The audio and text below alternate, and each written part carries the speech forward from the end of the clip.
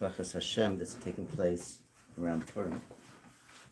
And similar names that took place in the story of Purim are taking place today. Instead of Iran, it used to be called Persia until the 1920s or so.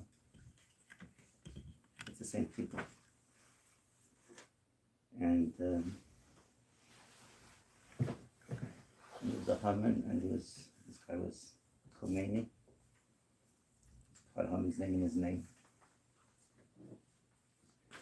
So it's certainly a Hashkachas Hashem, indicative of extraordinary chesed from Hashem. You speak to people in Israel, and they'll tell you myriad miracles that have taken place so far. You just hear some of the unfortunate situations. In comparison to what's going on, it pales substantially. But that being said, and we're entering a period of Simcha soon, to be aware during the Simcha that there are millions of Jews who face serious threats to their lives from diabolical weapons. Have them on your tefillos. And they shouldn't remove your Simcha, but should temper your Simcha. Can you come in, Jack?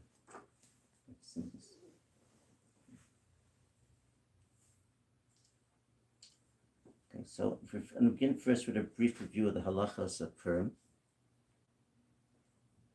and then we'll have a eulogy of my grandfather, but today was his yard site. I've been doing this for the last 40 years.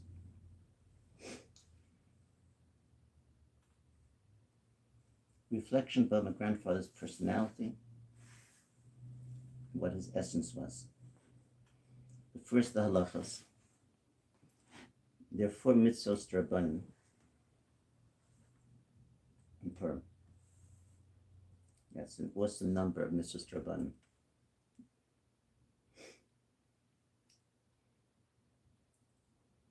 The first is to hear the Megillah twice, at night and during the day.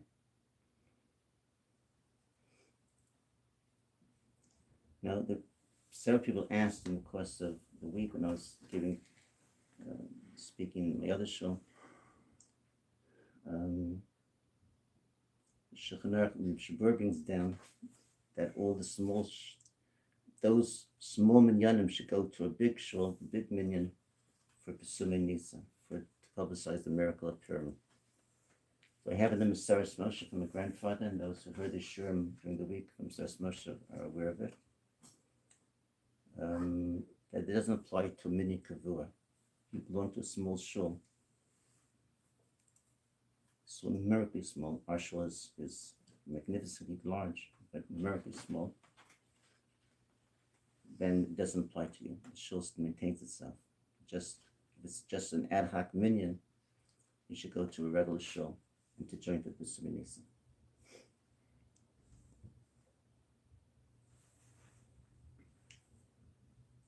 The mitzvah is applicable to men and women. Afin Hayib also on Nes, and of course Esther played a pivotal role in the miracle of Purim. We don't say may Moshe of the Miriam, Moshe Rabbeinu. We speak Moshe of Aaron in the Slichos. This is Mordecai and Esther. Esther's given equal billing with Mordecai. So something to reflect over. The second mitzvah is the Sudas Purim. It has to be during the day. There is a mitzvah to eat tonight, but that's like a tertiary mitzvah. The mitzvah d'Rabbanan is to eat tomorrow, the real mitzvah.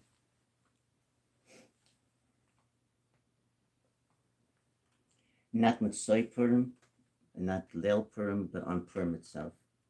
So to start eating the meal, the main dish to be eaten after Shkia, you're missing the mitzvah. So you have to come to your main dish before Shkia, which is approximately, 10 to 6 or something. You could continue as long as it went. Okay. To avoid any questions of alanis and benching, don't have a ma'ariv until you finish eating.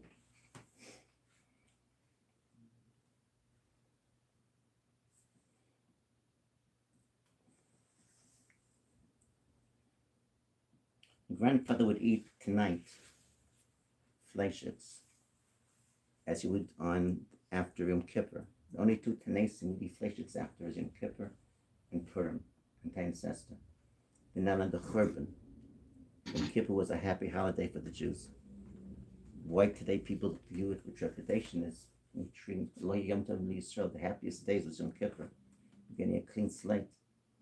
And Shidduchim were made Yom Kippur. It was a completely different society pre-Churban. The girls would dance, the boys would watch them dancing and make Shidduchim. If you did that today, you'd be ostracized. And that's what we did for hundreds of years.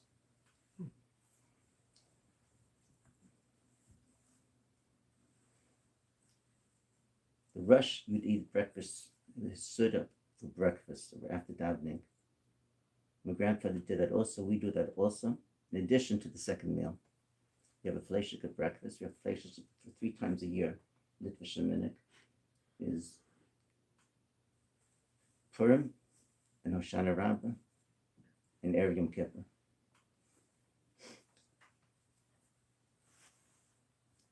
Drinking. So it's a mistake to think that there's a minik Yisrael to get drunk on Purim. In Europe, they could barely afford to have wine. You should have the raisin wine. You certainly didn't have schnapps unless a rare occasion. And the Ramah says you should not get drunk, despite what the Gemara says, because we're not able to handle our liquor the same way. If you're drunk, there's certain mitzvahs, tamidios, 7 mitzvahs, constantly thinking about. When you're drunk, you're not thinking much. You love Hashem, you fear Hashem, you're in awe of Hashem, all those wonderful things. So you shouldn't get drunk. Unequivocally, do not get drunk. If you want to satisfy the adlayada type of thing, is you drink a little bit of wine and take a nap. You could drink a wine at the evening meal and take a nap at night. When you're sleeping, you're adlayada, sort of unconscious. Do not drink, and certainly if you're going to drink, do not drive. There's no mitzvah to drink schnapps at all. And there's no mitzvah to take our marijuana or any other drugs. People think it's a license to be intoxicated. It's only mishteh yayin to remind what Esther did, and we don't get drunk today. Do not get drunk. People do foolish things when they're drunk. The third mitzvah is Matanas Levyonim. Does not count for Maisa. You're supposed to give a tithe of your money to charity. This is a separate mitzvah, like buying an esrog. Separate mitzvah. But an amount that doesn't count is just the minimal amount. So it's approximately, whatever, $20 per person. You have to give to 2 poor people, each one $10 worth of food. If you don't know any poor people who need it, so you give to one of the organizations that do it. We'll distribute. Most of it go to Kupas Ezra and give some to Kuba Te'ir in Yerushalayim. Yad Eliezer, a few other places we go to. And make sure they distribute the money on Purim.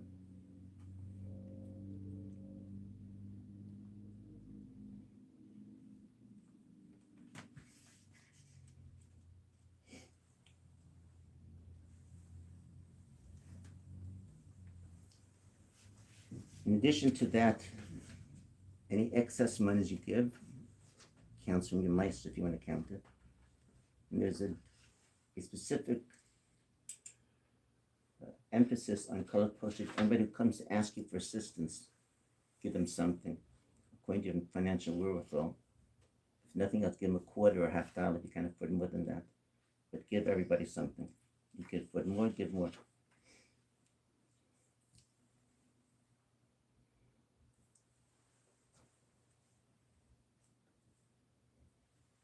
My grandfather would give, there were 2, a brother and a sister. My men are already middle-aged. Lived in an apartment in Avenue D. And we have to arrange, the telephone was a whole pachkarai. To go knock on the door before Purim. Make sure you come to my grandfather on Purim to get your Matanas Lavyonim. He'll give several pounds of meat and a few jugs of wine, gallons of wine for Matanas Lavyonim. It's supposed to be equivalent to a meal. And then in addition, he gave to all the other places, organization, what came to the door. But he found 2 real aniyim who were Jewish and religious, sort of, and he gave them the Tanas Lavyonim. If you know any relatives who are poor, that takes priority over everything else. Give them the money. The fourth mitzvah, shloach manos, you have to give to one person. And you can't just give from the family X or family Z.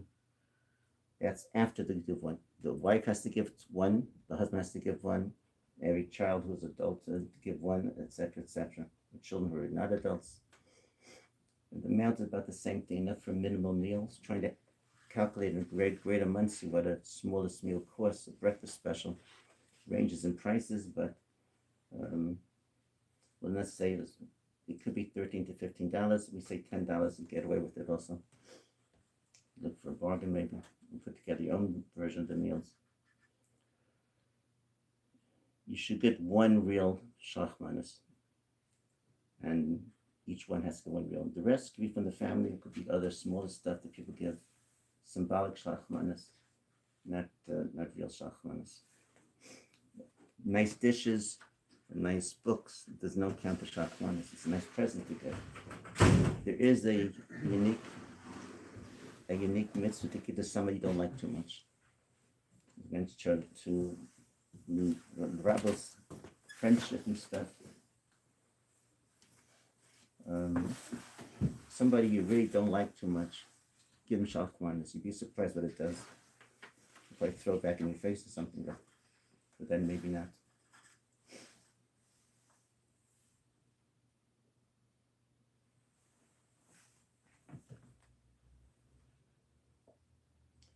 You can't be mezakah for your wife, matanas lavyonim, or mishlachmans. It doesn't apply. It only applies to gashmistic things. You have to ask their permission to be a shliach. You're the shliach you give on behalf of them. So if you didn't do that, just make sure you talk to your spouses and to your adult children. If you can, take their permission. If you can't talk to them, then go with the fact that you did it on their behalf. It counts for something.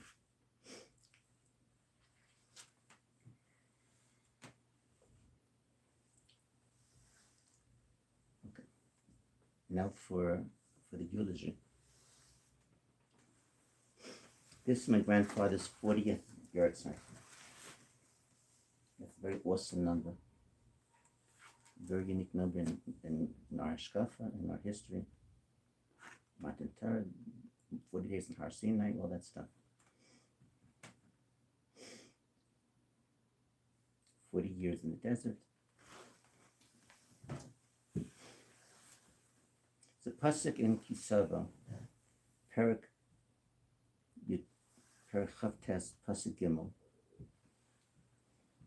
Lo nasan Hashem lechem lev das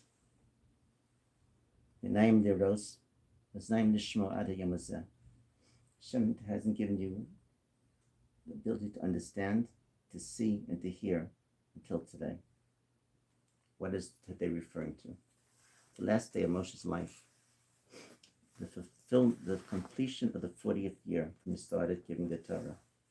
Gemara in Barazara, Daf Hayam Beis, Amar Rabbi, Shmamina L'Koinish Adaita Rabbi Adabram Shanim. From which you learn, a person does not really understand what his Rabbi taught him until 40 years. It takes 40 years for it to synthesize and to sink into your head. This was the 40th year, Moshe's very last day. Ad Hayom is first today, maybe you'll understand what I've been saying. And Rashi adds on in the Chumash, the Chachmas Mishnasa, and the brilliance of the Torah. You hear it, you turn. After 40 years, maybe you'll understand what it's about. To a discernible degree, compared to my grandfather, 40 years may begin from the time he passed away. It only applies to those who spent the last 40 years trying to understand him. It's not a magical thing, 40 years, suddenly you understand the person. You try for 40 years, maybe you'll understand.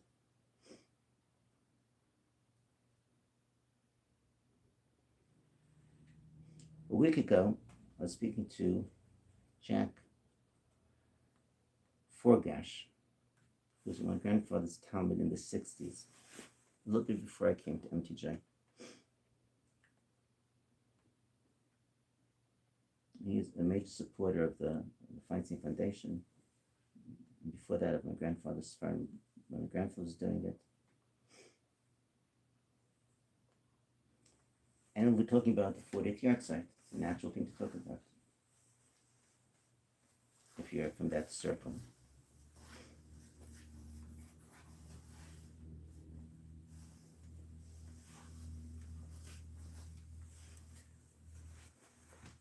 So I'll give you the background of our conversation, then what we spoke about, and what I answered.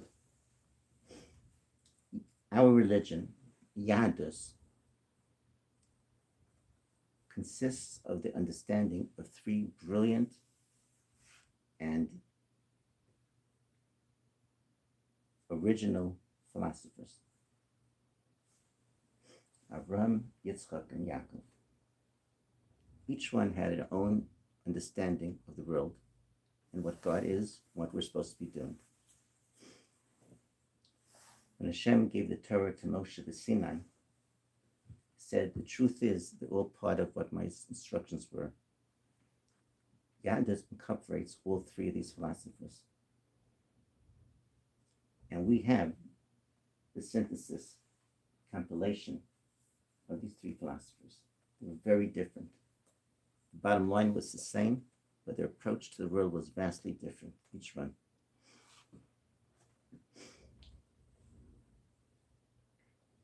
That's going to be the focus of tonight's eulogy. To a degree, my grandfather was like the Moshe Rabbeinu of the generations after the destruction of European Jewry.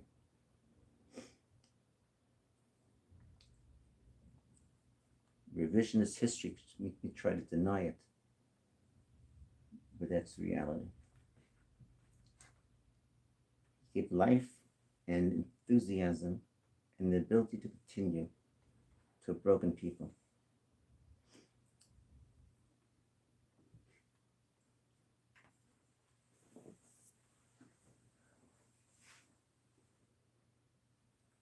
In order to permit them to try to reestablish that which was lost and destroyed. It's among the miracles of history that from the ashes of destruction we have such a growth of orthodoxy, of Torah, in such a short time. We have the largest yeshivas in the last 1,500 years. The largest number of Jews living in Eretz Yisrael, and a good percent of them are religious.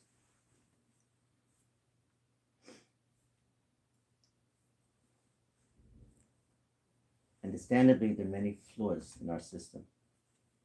Anytime you rush things, it ends that way. So it's time to correct the flaws. But we have something to work with. We have a massive amount of people who believe in Hashem.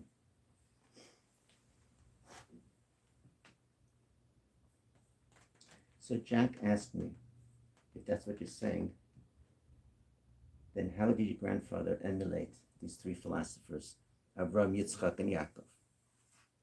What did he do? They say he emulated the rebirth of Torah. So which has he have those three concepts? So in the course of the conversation, it came out as follows. Avram Avinu represents Chesed. You'll know that.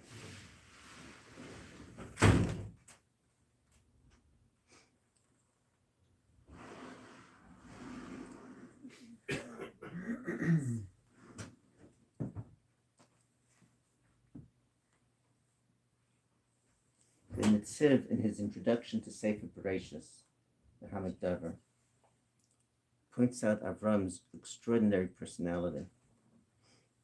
The people who did not like him. Didn't like him or his religion. Like his nephew Lot, Sarah's brother. Or the people of Sodom and Gomorrah.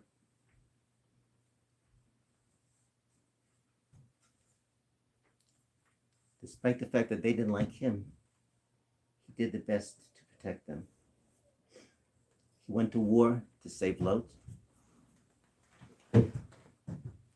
War for first massive war in history, in world history. Fought against 4 kings. The longest prayer we have in Tanakh is Avram praying to save Sodom, bargaining with God. Don't find it anyplace else like that. Still, evil people.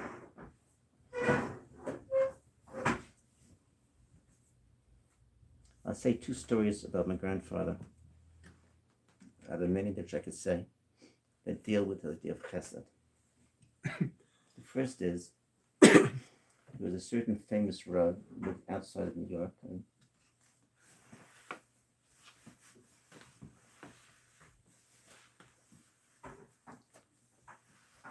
who joined forces with other people who were attacking my grandfather. He was the only non-Hasidic Rav that joined forces with them.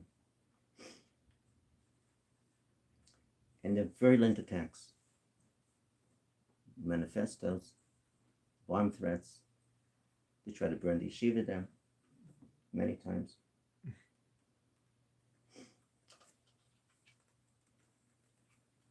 Eventually he was quieted down.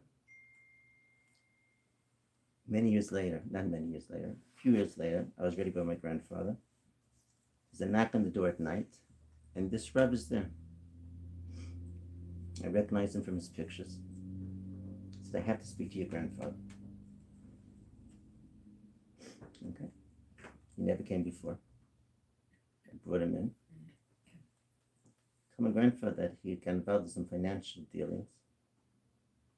There was a trial, and he's going to be sentenced to 25 years in prison. Very illustrious Rav. And someone told him my grandfather has some influence on the judge. My grandfather wrote a letter asking for compassion. Maybe it'll help. My grandfather cried that could have just a horrible story. It's happening to you. I'm so sorry. He wrote this most extraordinary letter. And the letter succeeded. He was not sentenced to prison. The man didn't apologize for what he did before and didn't thank my grandfather for the letter. So subsequently someone asked my grandfather, why did he write that for? The person who tried to kill you, who besmirched your name, armed threats against you, burned your books in public. He says, the Jew needs help. I shouldn't help him out. What's one thing to do with the other? Like Avram, in the Constitution of Sodom, they wrote, if Avram, who saved them from the wars, comes to visit Sodom, will kill him on the spot. And Avram knew that. And despite that, he begged God to let them live. What they did is their problem. That's compassion of Avram.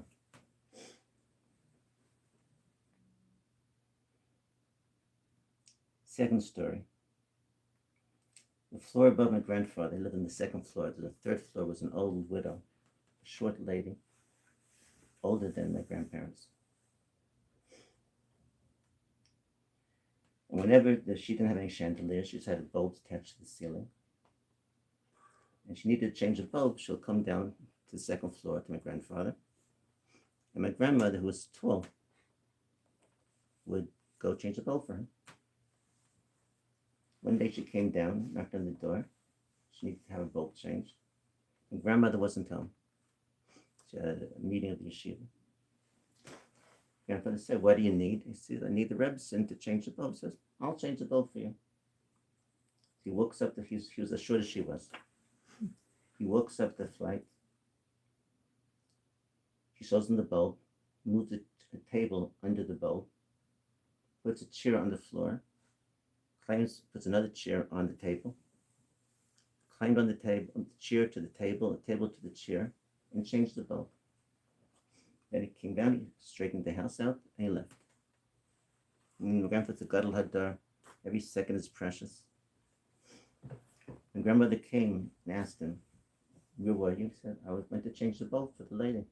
He said, how can you change the bulb? He says, I'm not a shlemazel. I put a chair next to the table chair, and I couldn't do it. That goes down the question. That's chesed. We heard the story not so much from my grandfather, heard it from the person, from the family of the woman.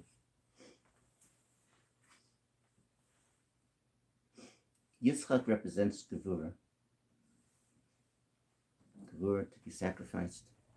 His whole personality was Gevurah. He had no hesitation to tell Rabbi Gevurah, why did you come to me? You hate me. He spoke as it was. Even less diplomatic than Trump is.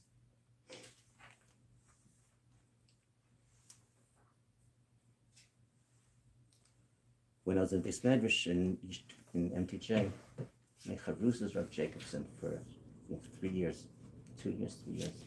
Jacobson was a much older person. He was in the grandfather's kollel during World War II. So he's substantially older than I was. He was like the last of the Mohicans from that period of time. So one time we were learning Gemara Yavamis, and he mentioned,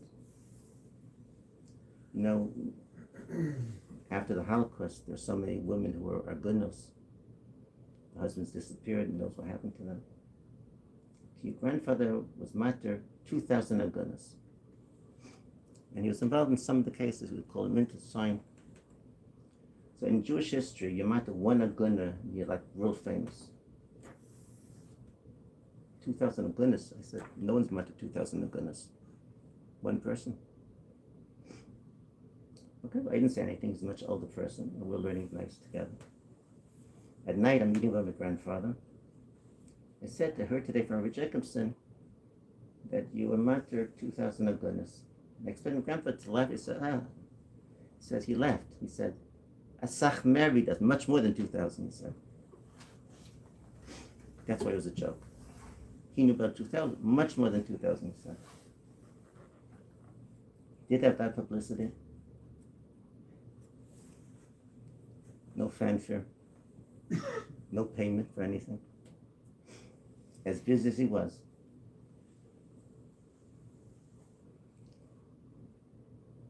To take the responsibility to do that is awesome. People are petrified to marry one aguna. It's not over 2,000 agunas. And these women got married. And children, and grandchildren, great-grandchildren. By now, there are probably 300,000 people that came from those women. My grandpa changed the fabric, the physical fabric of Klal Yisrael forever, for eternity. And there are other things he did also, which we won't talk about, that also changed the fabric. That's Gevurah. The truth is the truth. Call the shots as they are. You're not concerned about what other people will say. And there are many more such stories.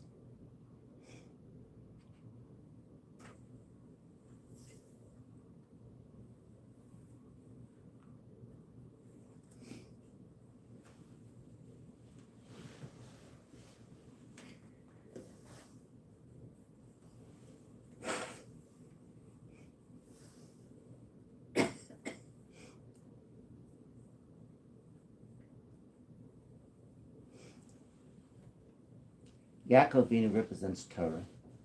Yaakov Ishtam Yoshev Ohalim. Emes Tivin Emes Yaakov. Torah is the Emes.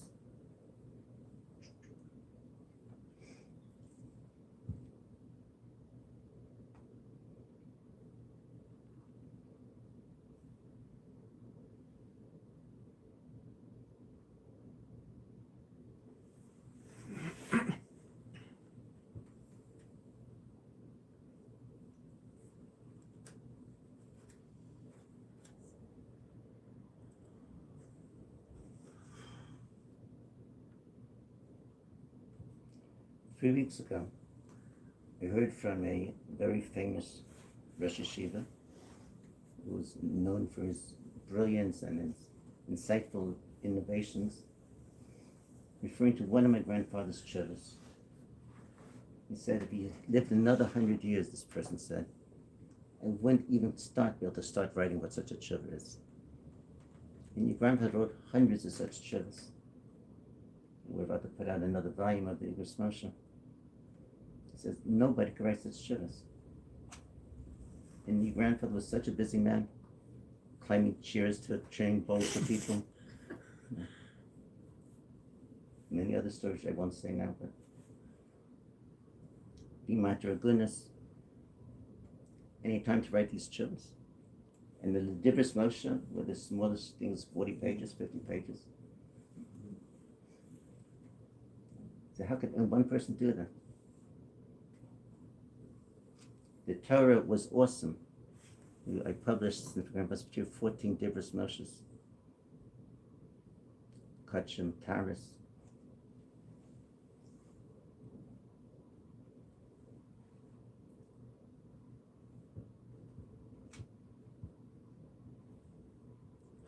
It takes an extraordinary ability to do that and the cognizance of that.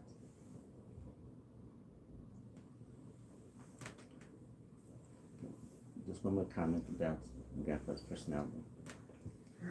Munsey's become sort of like a Hasidic town. People are hitchhiking all over the place. So among the few people that give rides are hitchhikers. And there's like a route that come back from the community synagogue to here, and the people waiting to get a ride like a shuttle service and going to one yeshiva. So the first thing to come in, and now they're beginning to learn, they just come in, tell me where they're going. I said, first say thank you. I have no obligation to take them. So it's like a shock to them. But now they love, okay. Then they see my talisek or my name on it, so they figure out something.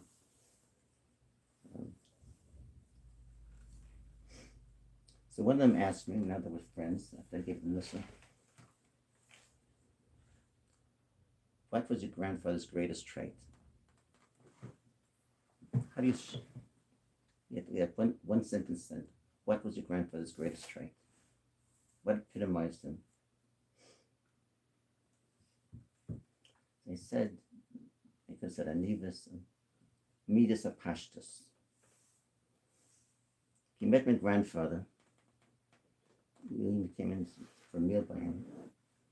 He didn't try to awe you with his brilliance, or his insightfulness, or his strictness.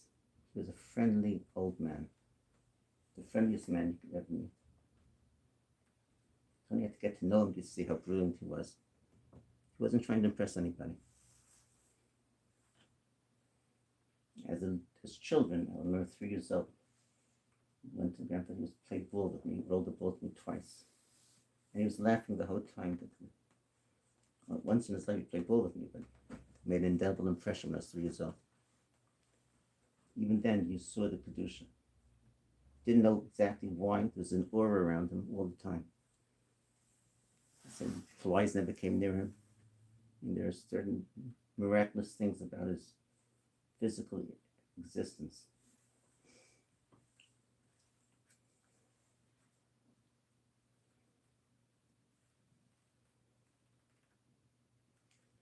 But he was completely normal. Nothing stuck out. No chumras that you could see. A lot of private things you never noticed. Didn't act strict. Didn't try to talk in enigmas. Never showed Kabbalah, that you learned Kabbalah, but you found other stories about that. Completely holistic.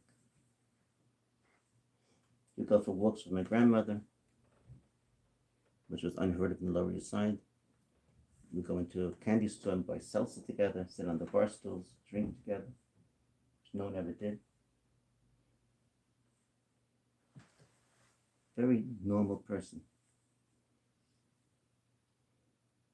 And that was so different than everybody else that it stuck out. It's like completely normal. Go to Treasure Shleim, it's not a yeshivish place. It's people sitting there learning, studying. No shtick. No minhag. And yet, my grandfather was viewed by everybody as being a holy person. The non-Jews of the East Side. When my grandfather died, said, "Oh, the king of the Jews has died." This is what the Chinese were saying this, and the Puerto Ricans. We could say hello to everybody. never discriminated, never showed any bias.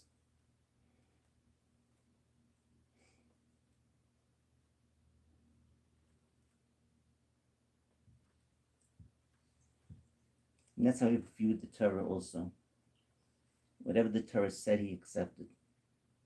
I mentioned in past years that if you ask a person who's a Hatzalah member or anything else in first aid, you got to burn. The worst thing to put on it, gas, or the illustrious doctors here, the legalings. The worst thing to put on is hot water. You put cold water therapy. Dissipates the heat from the dermis. The Gemara says, Havla Kabla, heat takes away heat. The Gemara is referring to going to America. It's a completely different idea. My grandfather, we got to burn, because my grandfather's china, it was an old china with no handle on it. My grandmother wouldn't spend a few dollars to get a new teapot. I have the teapot in the museum part of our house. No one should ever use it, it's a kind to use. So if you got to burn, which happened a few times a year, you would run to the sink. The water in the Lower East Side was extraordinarily hot in the co-ops. You'd put on the hottest water, put the burn under the boiling hot water for half a minute, take it out, and the burn will be gone. That's what Gemara says. So to try to explain to him scientifically, it doesn't make any sense, but he believed in it. Because he believed in it, it worked for him. So no try, you end up in the hospital. So don't try it. Unless you're at my grandfather's level.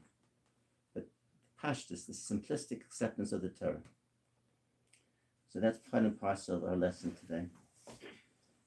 My grandfather's 40th yahrzeit. To remember there's such a person lived not long ago. There are thousands and thousands of people who knew him. And myriad sperm to learn from. Here's the Igros Moshe, the Dibros Moshe, the Mesaris Moshe that I put out. Be inspired by it. Aim for greatness, everybody in their own way. I discussed with my grandfather. She was out of the courage, first to have a Nitzach and Gomer in Eretz Yisrael. And secondly, he's a gold tzedek and here remain. Amen. You want to explain about the food? About what? The food. Oh, okay, so now after Marav. After Marav, we're going to have a break to eat food. There's a plans today. Everybody should eat. Then we're going to have Megillah. Okay, so we're now going to have Marav. And then we'll